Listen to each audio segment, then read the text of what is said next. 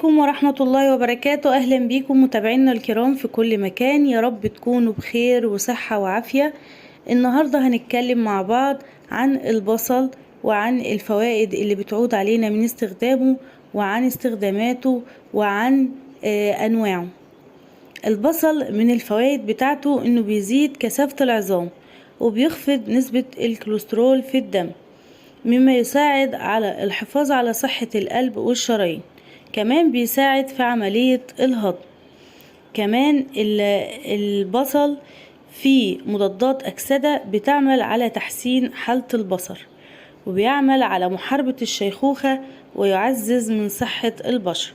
كمان البصل بيحتوي على العديد من المعادن والفيتامينات الهامة، وبيحتوي بشكل خاص وبكمية كبيرة على فيتامين سي، وبيحتوي على ألياف غذائية، وبيحتوي على حمض الفوليك.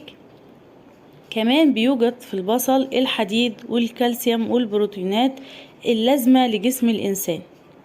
كمان بيحتوي على كمية كبيرة من مضادات الأكسدة اللي بتساعد على إبطاء تلف الخلايا والأنسجة في الجسم.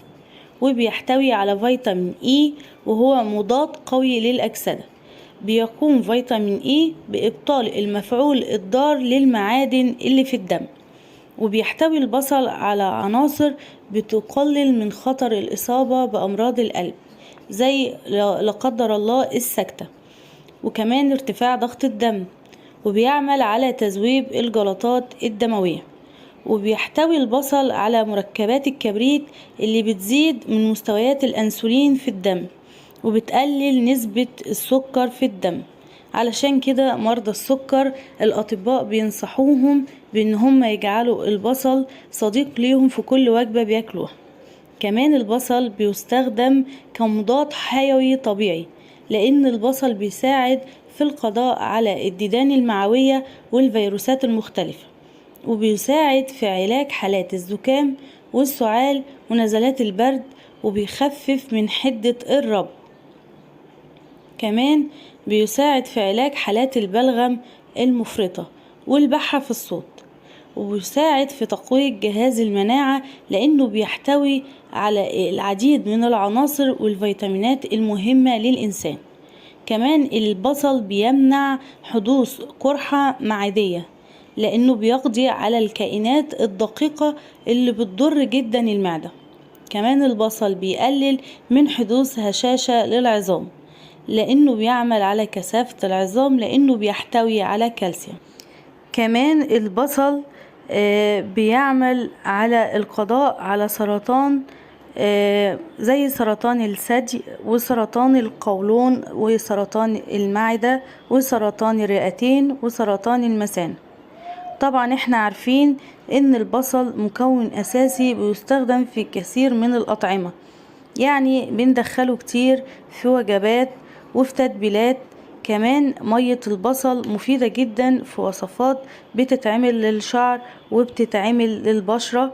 كمان كتير بيستخدموا مية البصل في تحسين البصر، يعني بياخدوا مية البصل وبيحطوها في قطارة وبيستخدموها في غسيل العين، فبيضعوا بعض القطرات من مية البصل في عينيهم، ده اللي يقدر يستحملها طبعا.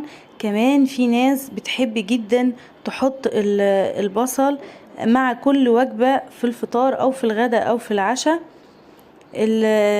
الموضوع ده بيساعد على ان صحة الانسان تكون قوية وجهاز المناعة عنده يبقى قوي. مش شرط البصل بس، اي خضرة المفروض ان احنا نخليها صديقة لينا مع كل وجبة. ده كده اهو جايبالكوا بعض الفوائد الطبية اللي انا لقيتها علشان خاطر تشوفوها بنفسكم. وطبعا الفوائد دي احنا ذكرناها واتكلمنا عنها في الفيديو بتاعنا من شوية. كمان جايبالكوا صورة كمان بتبين لكم الفيتامينات والمعادن اللي موجودة في البصل. شايفين منجنيز، حديد، مغنيسيوم، نحاس، بوتاسيوم، فوسفور، كمان فيتامين ألف وجيم وه وب واحد، ب اتنين، ب تلاتة، ب خمسة، ب ستة. كمان في دهون وفي بروتين وفي كربوهيدرات. كمان نافع للصحة وبيحسن الهضم وينظم ضغط الدم. ليه فوائد كتيرة ومتعددة جدا.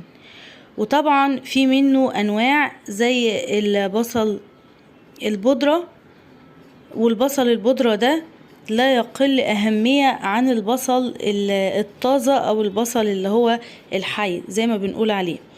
البصل البودر أو المجفف من الفوائد بتاعته برضو إن هو يحتوي على العديد من مضادات الأكسدة، وبيخلي الجسم محمي والخلايا محمية من التلف، وخصوصا خلايا القلب. وبيساعد في تقوية النظر والتخلص من التوتر والتخلص من القلق، ويساعد في تنظيم السكر في الدم. كمان هو سهل الاستخدام، ويمكننا الاحتفاظ بكمية كبيرة مجففة على غير البصل الطازة. كمان بيحتوي على نسبة عالية من الألياف الغذائية اللي بتساعد على تسهيل عملية الهضم. كمان بيساعد في إنتاج الكولاجين المطلوب في الجسم. كمان بيساعد على تقوية خلايا الجسم، ويساعد بشكل كبير في زيادة التئام الجروح مع الناس اللي بيستخدموا البصل بشكل يومي.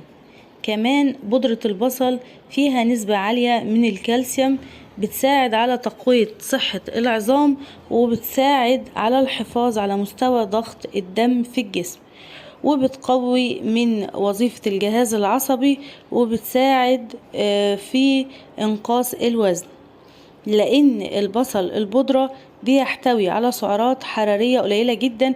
فالبصل البودرة فيه 8 سعر حراري. كمان هو ما فيهوش دهون كتير، وغني بعنصر الكروم اللي بيعمل على تنظيم السكر في الدم. كمان بودرة البصل مفيدة جدا لعلاج تساقط الشعر وقشرة فروة الرأس. كمان بيساعد على علاج الالتهابات الفطرية والعدوى الجلدية.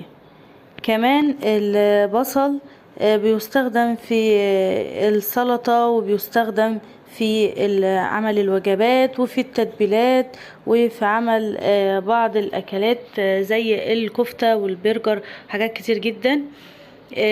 البصل كمان مفيد وصحي ومغذي جدا لأطفالنا. يا ريت نعود أطفالنا إن هم ياكلوه دايما مع كل وجبة من الوجبات. كمان من انواع البصل او من اشكاله البصل البلدي زي ما انتم شايفينه كده، وده بنحب ناكله مع الاكل او نضيفه على السلطة. وفي البصل الابيض الرفيع ده بيتحشي.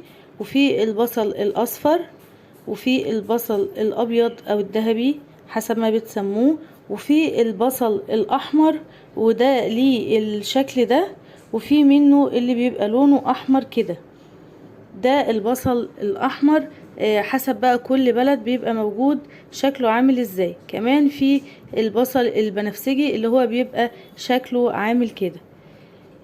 ده كان فيديو النهاردة، ويا رب يكون الفيديو افادكم. ولو افادكم هستنى انكم تعملوا شير ولايك للفيديو، وتدوسوا على زر اشتراك، وتفعلوا الجرس علشان يوصلكم مننا كل جديد. واترككم في رعاية الله وامني، واشوفكم في يوم جديد بفيديو جديد. والسلام عليكم ورحمة الله وبركاته.